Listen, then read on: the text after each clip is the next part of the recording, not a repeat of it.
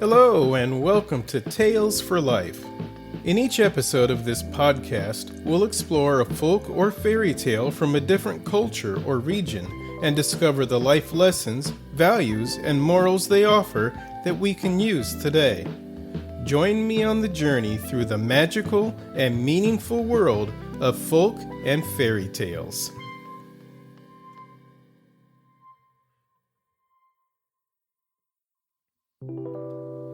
Thank you for joining me for another episode of Tales for Life, the podcast that journeys through life one tale at a time. Have you ever felt lost in life, like you didn't fit in? Or worse, have you ever felt like you had no place in life? If you have, and even if you haven't, this episode is for you. It's titled, We All Have a Place in Life and a Calling. Life is funny. It's one of those things that gets thrust upon us and boom, here we are. We spend a few years being helpless, a few more learning, and then suddenly we're told to go out and be something. You'd think there'd be some sort of guidebook or something to help us along. Even a treasure map with an X somewhere would help. But nope, we get to figure it out on our own.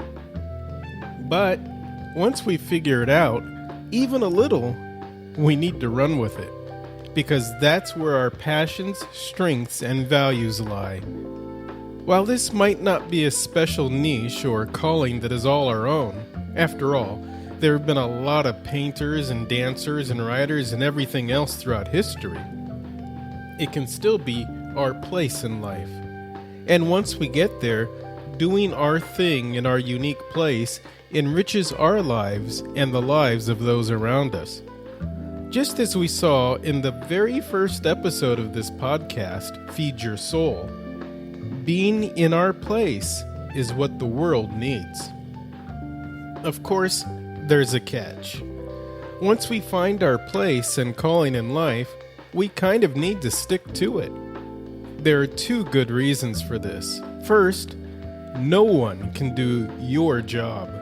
Not that no one can do that job, but no one can do your job. The specific job in the specific place in the specific time that you are in is yours. And second, well, if we try to shirk our calling, we get chaos. There are a lot of folk tales about people who decided to switch jobs or try someone else's calling, all of which result in calamity. This particular one is from Norway and was written down almost 200 years ago. It's titled, The Husband Who Was to Mind the House.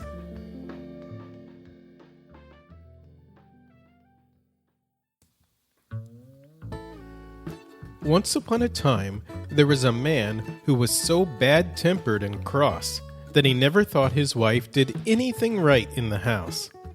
One evening, in haymaking time, he came home, scolding and swearing, and showing his teeth and making a commotion. "Dear love, don't be so angry. That's a good man," said his wife. "Tomorrow, let's change jobs. I'll go out with the mowers and mow, and you can mind the house at home." Yes, the husband thought, that would do very well. He was quite willing, he said. So early the next morning, his wife took a scythe over her neck and went out into the hayfield with the mowers and began to mow. But the man was to mind the house and do the work at home. First of all, he wanted to churn the butter. But when he had churned a while, he got thirsty and went down to the cellar to tap a barrel of ale. He had just knocked in the bung and was putting in the tap when he heard the pig come into the kitchen above. As fast as he could, he ran up the cellar steps with the tap in his hand to keep the pig from upsetting the churn. But when he got there, he saw that the pig had already knocked the churn over and was standing there, routing and grunting in the cream, which was running all over the floor.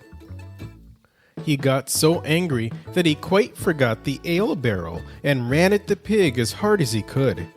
He caught it, too, just as it ran out of doors, and gave it such a powerful kick that he killed it on the spot. Then he remembered he had the tap in his hand, but when he got down to the cellar, all the ale had run out of the barrel. Then he went into the milk shed and found enough cream left to fill the churn again, and so he began to churn, for they had to have butter at dinner. When he had churned a bit, he remembered that their milk cow was still shut up in the barn and hadn't had a bit to eat or a drop to drink all morning, although the sun was high. It occurred to him that it was too far to take her down to the meadow, so he'd just get her up on the roof, for it was a sod roof, and a fine crop of grass was growing there. The house was close against a steep hill, and he thought if he laid a plank across to the back of the roof, he'd easily get the cow up. But he couldn't leave the churn, for his little baby was crawling about on the floor. If I leave it, he thought, the child will tip it over. So he took the churn on his back and went out with it. But then he thought he'd better first water the cow before he put her on the roof, so he picked up a bucket to draw water out of the well. But as he stooped over the edge of the well, all the cream ran out of the churn over his shoulder and down into the well. Now it was near dinner time, and he hadn't even got the butter yet, so he thought he'd best boil the porridge and filled the pot with water and hung it over the fire. When he had done that, it occurred to him that the cow might fall off the roof and break her legs or her neck, so he climbed up on the house to tie her up. He tied one end of the rope to the cow's neck. He slipped the other end down the chimney and tied it around his own leg. Then he had to hurry, for the water was now boiling in the pot, and he had still to grind the oatmeal. He began to grind away, but while he was hard at it, the cow fell off the roof, dragging the man up the chimney by the rope. There he stuck fast, and as for the cow, she hung halfway down the wall, swinging between heaven and earth, for she could neither get up nor down. Now the wife waited 7 lengths and 7 breadths for her husband to come and call her home to dinner, but he never came. At last she thought she'd waited long enough and went home, but when she got home and saw the cow hanging there, she ran up and cut the rope with her scythe. When she did this, her husband fell down from within the chimney. When the old woman came inside, she found him with his head in the porridge pot.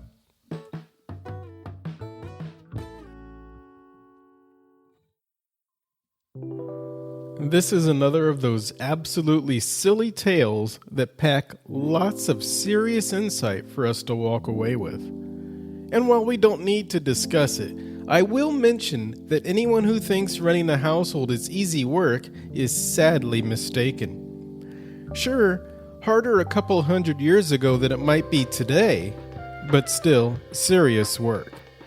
Now, having said that, let's take a peek at the other 2 sensible pieces of advice embedded in this tale. The obvious first piece here is that someone else's place in life is never as easy as you think it is. Athletes are an obvious example. Just try to hit a round ball with a round stick over a wall 400 feet away. But there are numerous other examples. That programmer who coded some app with 10 million downloads, the architect who designed a fancy building, and on and on. But it also goes down to the day-to-day work as well. There's real skill and talent in the person who paints a car well or keeps the meals coming out of the kitchen at any restaurant, fancy or not. So don't make the mistake of thinking it's easy because an expert makes it look that way. Second, when you, or me, or anyone else, try to get out of your calling or place, you're not going to find happiness or contentment. In fact, more often than not, you're going to create a disaster for yourself and those around you. Because that's not where you're meant to be or what you're meant to be doing. Your place, your passion, your calling are where you need to be to make the world a better place. Ultimately, the essence of this story lies in recognizing and embracing our unique roles and callings. When we commit to where we are meant to be, we not only find personal fulfillment and happiness, but also contribute positively to the world around us. By dedicating ourselves to our true passions and responsibilities, we ensure that our efforts are meaningful and impactful.